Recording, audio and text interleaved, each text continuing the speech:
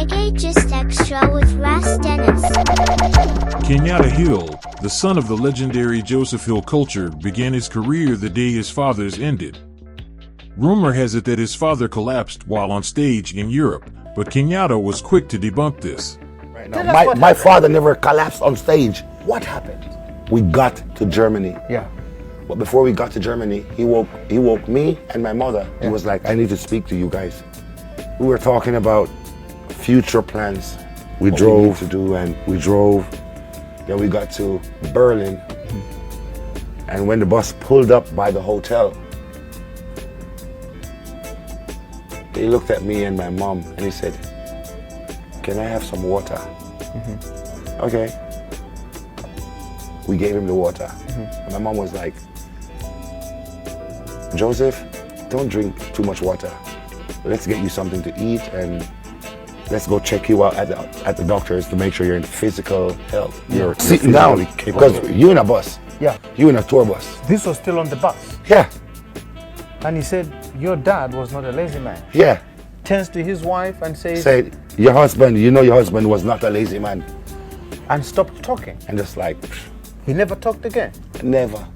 My name is Ras Dennis, and I welcome you to another video by Reggae Just Extra. Reggae Just Extra with Ras Dennis. On today's episode, we shall be talking about Kenyatta Hill, who took over his father's mantle after the sudden death while they were on a Europe tour with the trio reggae band Culture. If today is your first time watching this channel, kindly subscribe, like, and hit the notification bell to keep updated on our latest video. Kenyatta Hill, born on February 6, 1979, shares same birth date with the king of reggae music, Bob Marley, says his father did not die on stage when he spoke on the issue for the first time in an interview. According to Kenyatta Hill, his father had stopped smoking and drinking alcohol for a long time before his demise. He says the decision was not based on health conditions, but rather an advice by his personal doctor to help his vocals as a singer.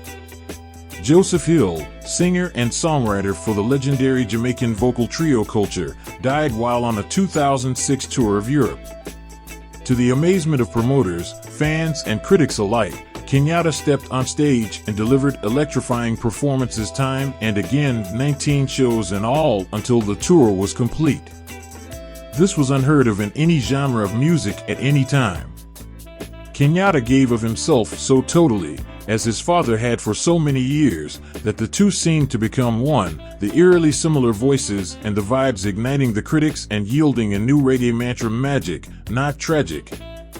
Joseph Hill was born in 1949 in Linstead, a town in St. Catherine Parish in the southeast of Jamaica. He was raised in a Christian family and began singing in church at the age of 6. Within 2 years, he was making his own musical instruments. After leaving home, he came into contact with Rastafarians and adopted the faith.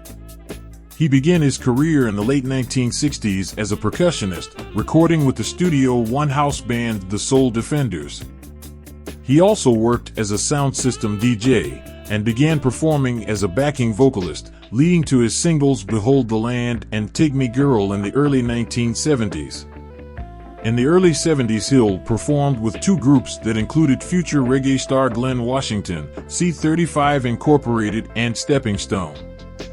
He performed regularly on the hotel circuit, but had his greatest success with the group Culture. Hill formed Culture in 1976 and had early success with the prophetic 2/7's Clash, predicting apocalypse on July 7, 1977. The record was hugely popular on the emerging punk rock scene in England, heavily influencing The Clash, John Lydon, and Public Image. During the 1970s, the group had a string of highly successful singles for producers Joe Gibbs and Sonia Pottinger, including the song 2/7's Clash, which made its mark on both Jamaica and the United Kingdom. It was named by Rolling Stone magazine in 2002 as one of the 50 coolest records, the only single artist reggae album to make the list. The group also had a hit with Stop Fussing and Fighting, a song that addressed the chaotic political climate of the late 1970s and the attempt on Bob Marley's life. Joseph Hill and Culture developed a reputation as a performing group after a performance at the One Love Peace concert in 1978, and was soon regularly touring the United States, Europe, and Africa. In recent years, the group continued to perform at least 100 concerts each year, with Hill's wife Pauline as road manager. Hill was a presence on stage, part DJ as he directed his band to reconfigure songs on stage, and part teacher as he commented on Jamaican history and current political issues. In his lyrics, Hill often explored how the legacy of slavery continued to have an influence on Jamaican citizens. On August 19, 2006, Joseph Hill died on a tour bus just after entering Berlin, Germany. At his funeral in September 2006, Hill was eulogized by, amongst others, former Jamaican Prime Minister Portia Simpson Miller, who recognized his contributions to Jamaican culture. His son Kenyatta subsequently took over his role in Culture. At the Rennie Williams Center in Kingston, Jamaica, at the memorial concert for his father, Kenyatta's performance with Culture was the highlight in a star-studded night and garnered him the rousing support of the hard-to-please Kingston reggae audience.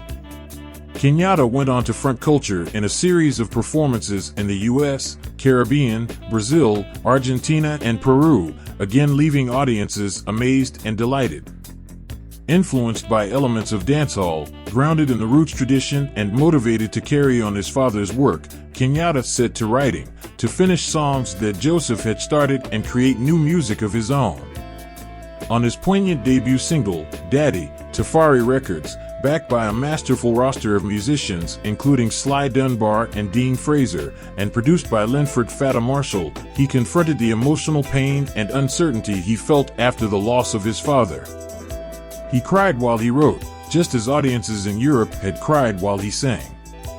Pass the Torch, the complete CD described as having a collector's item feel, was released in 2007 to longtime Culture fans and critics who have embraced the son, named for Jomo Kenyatta, the first Prime Minister of Kenya. With its very lovely and high-level vibe, Kenyatta Hill's first CD prompted one longtime Culture fan to proclaim Culture is alive. Thank you for watching, and do leave your thoughts in the comment section down below, and I'll see you again very soon for another video. However, until we meet again, please subscribe, like, and hit the notification bell to keep you updated on our latest video. Much effort is made to ensure all materials and Reggae Gist Extras videos fall within the guidelines of fair use. No copyright infringement is intended. If you are or represent the copyright owner of any materials accidentally used in this video and have an issue with its use, please contact me, Ras Dennis, and I will respond as soon as possible. Many thanks for watching Reggae Gist Extra with Ras Dennis.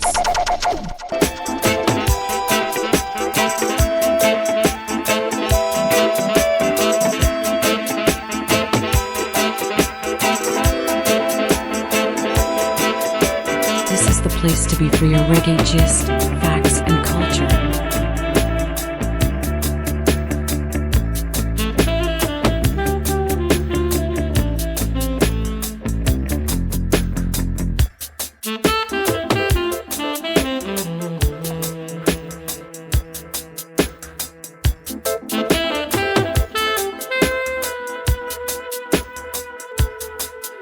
Oh.